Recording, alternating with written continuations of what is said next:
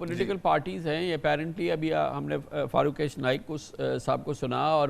پاکستان مسلم league نون کہہ رہی ہے، جمعیت علماء اسلام فضل الرحمان کہہ رہے ہیں، پی ٹی آئی بھی اس کی بات کرتی ہے، تو اس کے باوجود یہ نگران حکومتیں قائم ہیں، کوئی سیریس میننگ فل ہم نے کوئی ایسا ایکشن نہیں دیکھا جس سے کہ نگران حکومتیں ختم کی جائیں، اور ظاہر ہے کہ اب یہ اس میں آئینی ترمیم وغیرہ کی بھی ضرورت ہے۔ یہ سارا معاملہ جو ہے کہ اب کیا واقعی سنسیئرلی پولیٹیکل پارٹیز نگران حکومت کے نظام کو ختم کرنا چاہتی ہیں یا اب اس کی وہ ایک طرح سے بینیفیشریز بن گئی ہیں؟ جی پولیٹیکل پارٹیز کے اندر میرا خیال ہے یہ سوچ ہونی چاہیے، ہے بھی صحیح کہ ہمیں ایک آئینی ترمیم کے ذریعے اس کو ختم کرنا چاہیے، لیکن ہمارے ہاں انفارچونیٹلی پولرائزیشن اتنی بڑھ چکی ہے کہ آج کا ماحول اگر آپ دیکھ لیں، اور لیٹ سپوز ہائپوتھیٹکلی کہ اگر ملک الیکشنز کی طرف چلا جاتا ہے، ہم اس کرائسس سے باہر نکلنے کا یہ حل ڈھونڈتے ہیں، تو کیا آج تحریک انصاف کے لوگ شہباز شریف صاحب کو وزیر اعظم نگران ماننے پہ تیار ہوں گے؟ کیا مریم نواز صاحبہ کو ماننے پہ تیار ہوں گے بطور وزیر اعلیٰ پنجاب؟ اور کیا مسلم لیگ نون والے گنڈاپور صاحب کو ماننے کے لیے تیار ہوں گے؟ ہم نے آپس میں ڈسٹرسٹ اتنا کریٹ کر دیا ہے، ہم اتنے دور جا چکے ہیں، ہم نے مخالفتوں کو سیاسی دشمنی میں تبدیل کر دیا ہے کہ ہم ایک دوسرے کی شکلیں تک نہیں دیکھنا چاہتے۔ تو یہ آج کا جو انوائرمنٹ ہے اس کے اندر تو مجھے یہ کنسنسس بلڈ ہوتا نظر نہیں آ رہا۔ آج کے انوائرمنٹ کے اندر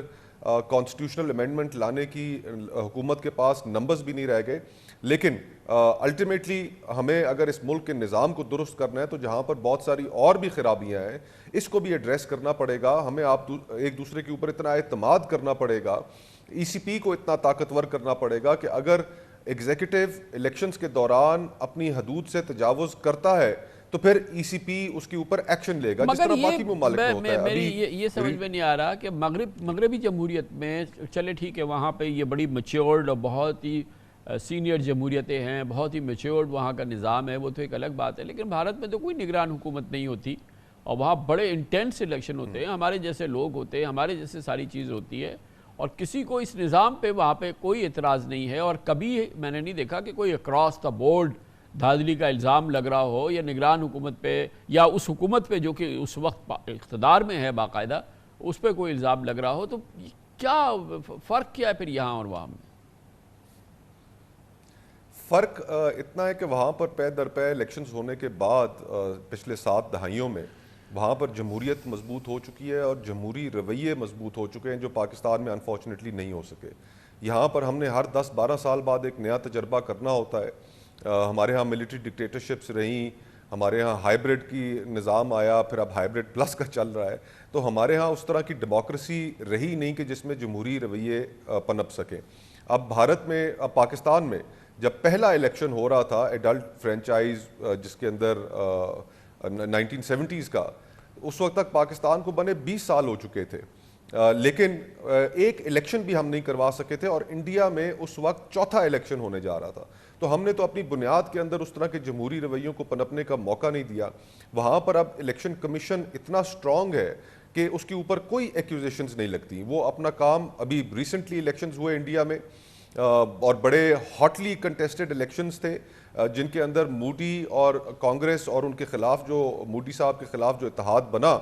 اس کے اندر بڑی ہیٹڈ انوائرمنٹ تھی، لیکن الیکشن کے پروسیس کے اوپر جو دنوں کے اوپر جاری رہتا ہے، ہمارے ہاں تو قانون کے اندر ہم نے خان صاحب یہ بات رکھی ہے کہ الیکشن کے جو رزلٹ ہیں وہ الیکشن کی رات اناؤنس کرنا ضروری ہے، وہاں پر دنوں کے بعد نتیجہ آتا ہے۔ ہم تو اتنے ایک دوسرے کے اوپر شک کی نگاہ سے دیکھتے ہیں کہ ہم کہتے ہیں کہ نہیں ایک دن سے اوپر ہی نہ جائے، ادھر فوراً اناؤنس کریں، اور وہ اتنا بڑا ملک، اور دنوں کے بعد وہاں پر جب الیکشنوں کے نتائج آنا شروع ہوتے ہیں تو اس کے اوپر بھی لوگوں کو اعتماد ہوتا ہے، وہاں کے ووٹروں کو، وہاں کی پولیٹیکل پارٹیز کو۔